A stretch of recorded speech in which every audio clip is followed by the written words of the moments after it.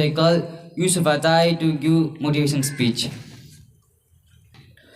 Assalamu alaikum wa rahmatullahi wa barakatuhu.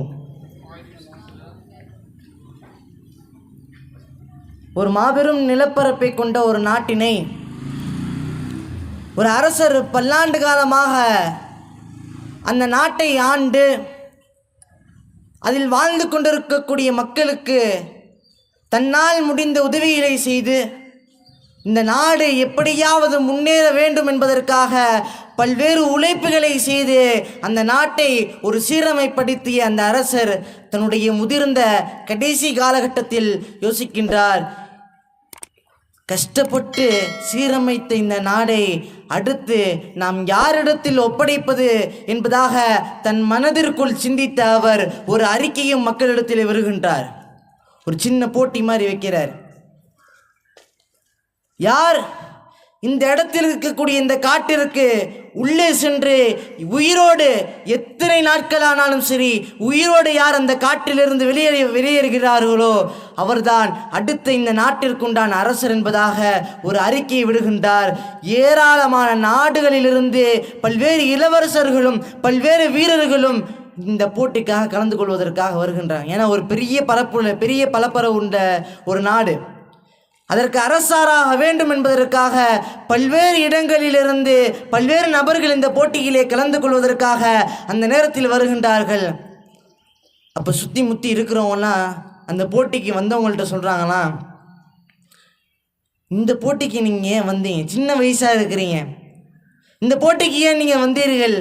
இந்த காட்டுக்குள்ளே போனவங்க யாருமே உயிரோட வெளியில் வந்தவங்களா இல்லை, அப்படி இந்த காட்டிற்குள் ஏராளமான ஆபத்துகள் சூழ்ந்திருக்கின்றது என்பதாக அந்த போட்டியில் வந்தவர்களுக்கெல்லாம் அவர்கள் எச்சரித்தார்கள், பயமுறுத்தினார்கள். இதன் காரணமாக அந்த போட்டியில் வந்த பல்வேறு நபர்கள் பின்வாங்கி வீட்டுக்கு போயிடுறாங்க, தன்னுடைய நாட்டுக்கும் தன்னுடைய வீட்டுக்கும் போயிடுறாங்க. ஆனால் ஒரே ஒரு இளைஞர் மட்டும் தன்னுடைய சிறு பிராயத்திலிருந்து தான் இந்த நாட்டிற்கு ஒரு அரசராக வர வேண்டும், நான் ஒரு ஆளுமையாக உருவாக வேண்டும் என்கின்ற நோக்கம் சிறுபிராயத்திலேயே கொண்ட ஒரு மனிதர், ஒரு இளைஞர் அந்த போட்டியில் வந்து கலந்துருக்கிறார். சுற்றி முற்றி இருக்கிறவங்களாம் சொன்னாங்க, தம்பி நீ சின்ன வயசாக இருக்கிற, நீ இன்னும் பார்க்க வேண்டிய விஷயங்கள் எல்லாம் ஏராளமான விஷயங்கள், ஆனால் நீ இந்த போட்டிக்கு வந்து இந்த போட்டியில் கலந்து கொண்ட யாருமே இந்த காட்டுக்குள்ளே போனவங்க யாருமே உயிரோடு வந்ததா சரித்திரமே இல்லை. அப்படி இருக்க நீ இந்த காட்டுக்குள்ளே போய் உனக்கு ஏதேனும் ஒரு அசம்பாவிதம் நடந்து விட்டா என்ன உன் உயிருக்கு பண்ணுறது? இன்னும் நீ பார்க்க வேண்டியது நிறையா இருக்குது, ஒழுங்காக இந்த போட்டி விட்டு போயிருப்பா அப்படின்னு சொல்கிறாங்க. ஆனால் அவருடைய லட்சியம் எல்லாம் ஒன்று தான் இருந்தது, தான் இந்த நாட்டிற்கு அரசராக வேண்டும் என்கின்ற லட்சியம். அது இல்லாமல் அவர்கிட்ட இருந்தது ஐ கேன் டூ இட், என்னால் இதை செய்ய முடியும் என்ற அந்த மன நம்பிக்கை, உறுதி அவர்கள்ட்ட இருந்தது. அந்த இளைஞர் அந்த காட்டிற்குள் அந்த சவாலிற்குள் நுழைகின்றார். பல்வேறு கஷ்டங்கள், பல நாட்கள் பல்வேறு கஷ்டங்களை அனுபவித்து ஒரு வழியாக அந்த காட்டிலிருந்து வெளியே வருகின்றார். அந்த நாட்டிற்கு அரசராகவும் பதவியேற்கின்றார். இந்த சமகாலகட்டத்தில் வாழ்ந்து கொண்டிருக்கின்ற எத்தனையோ இளைஞர்கள், மனிதர்கள் இந்த நாட்டிற்கு, இந்த உலகத்தில் யாரும் அடைந்திடாத ஒரு மாபெரும் பதவியை நாம் ஒரு ஆளுமையாக உருவாக வேண்டும், நம் வாழ்க்கையில் நாம் ஜெயிக்க வேண்டும் என்பதாக பல்வேறு நோக்கங்களை கொண்டிருக்கின்றார்கள். அந்த நோக்கங்களுக்கெல்லாம் அடிப்படையாக கொண்ட ஒரு விஷயம், மூன்றே விஷயம். ஒன்று, நான் இதை செய்வேன், இதுதான் என்னுடைய லட்சியம் என்று அவருடைய மனதில் அவர் நினைக்க வேண்டும். ரசூலுல்லாஹ் சொல்லுவாங்க, இன்னமல் அமாலு பின்னியாத், செயல்கள் அனைத்தும் அவர்களுடைய எண்ணங்களை பொறுத்தே இருக்கின்றது. ஆக அடிப்படை காரணம் என்னவென்று தெரியுமா? நான் இதை செய்ய வேண்டும் என்று அவர் தன்னுடைய மனதில் அந்த நாட்டத்தை நாடுவது. எப்படி அந்த இளைஞர் இந்த நாட்டிற்கு நான் அரசராக வேண்டும் என்று அவர் தன்னுடைய இளம் பிராயத்திலேயே சிறு பிராயத்திலேயே நினைத்தார்களோ, அதே போன்று நாமும் நம்முடைய எண்ணத்தில் நான் இதைத்தான் அடைவேன், நான் இதைத்தான் செய்வேன் என்று நம்முடைய இலக்கை நாம் எண்ணுவது. இரண்டாவது விஷயம், he must have confidence, I have do it. அவர் என்னால் இதை செய்ய முடியும் என்று அவர் தன்னுக்குள் நம்பிக்கை கொள்ள வேண்டும், தன் மீது அவர் நம்பிக்கை கொள்ள வேண்டும். நான் இதை எடுத்தேன் என்று சொன்னால் நான் இதை கண்டிப்பாக ஜெயிப்பேன் என்பதாக அந்த இளைஞர் செய்ததை போல் இந்த காட்டிற்குள் போனால் என் உயிரே போனாலும் சரி என்னால் செய்ய முடியும் என்று அவர் தன் மீது நம்பிக்கை கொண்டு அந்த காட்டிற்குள் இறங்கினார். அவர் அரசரானார். அதே போன்று என்னால் இதை செய்ய முடியும் என்பதாக நம் மனதிற்குள் நாம் உறுதி பூண்டவர்களாக நாம் நினைத்த விஷயத்தில் நாம் இறங்கினோம் என்று சொன்னால் நாமும் ஒரு மாபெரும் ஆளுமையாக உருவாகுவோம். 2 விஷயம் முடிஞ்சு. ஒன்று, நாம் என்ன செய்ய போகின்றோமோ அதை நாம் நாடுவது.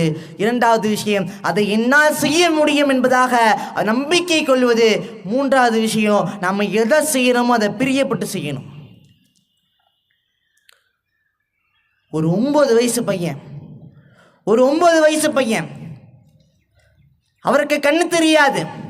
ஆனால் அந்த 9 வயசு பையன் தான் எப்படியாவது அல்லாஹ்வுடைய வேதமாக இந்த குர்ஆனை மனனம் செய்ய வேண்டும் என்பதாக அவருடைய உள்ளத்தில் அவர் நினைத்தால் அந்த மனனம் செய்வதன் மீது தன்னுடைய பிரியத்தை காட்டினால் நாம் இதை எப்படியாவது மனனம் செய்ய வேண்டும் என்பதாக அந்த விஷயத்தில் அவர் பிரியமாக அந்த விஷயத்தில் ஒரு ஆர்வம் எடுத்து அவர் செய்ய ஆரம்பித்தார். கிட்டத்தட்ட 12வது வயதில் அவர் அந்த குர்ஆனை முழுவதுமாக மனனம் செய்தார்.